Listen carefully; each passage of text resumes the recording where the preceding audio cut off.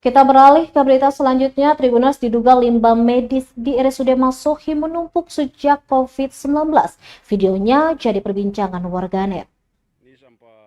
Beredar video diduga tumpukan limbah medis di area Rumah Sakit Umum Daerah RSUD Masohi. Dalam video berdurasi 5 menit 3 detik yang diunggah akun TikTok @imran.kalian_ itu, tampak diduga limbah medis ditutupi terpal berwarna biru. Pemilik akun itu memastikan tumpukan tersebut adalah limbah medis. Dia juga menunjukkan bekas suntik hingga botol infus. Disebutnya bahan berbahaya dan beracun atau B3 itu sudah lama ditumpuk di area tersebut, bahkan sejak bencana non-alam COVID-19. Dikonfirmasi @imran.kalian_ menyayangkan kondisi itu. Mengingat sampah rumah sakit baik limbah medis maupun non-medis harus dimusnahkan agar tidak berdampak buruk bagi lingkungan hingga manusia. Menurutnya, pengelolaan sampah di rumah sakit milik pemerintah itu jauh dari layak.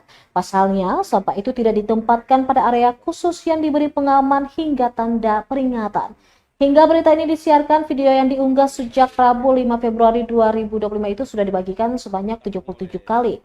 Disukai 389 orang, puluhan tanggapan di kolom komentar. Sampah limbah B3 ini sampah berbahaya.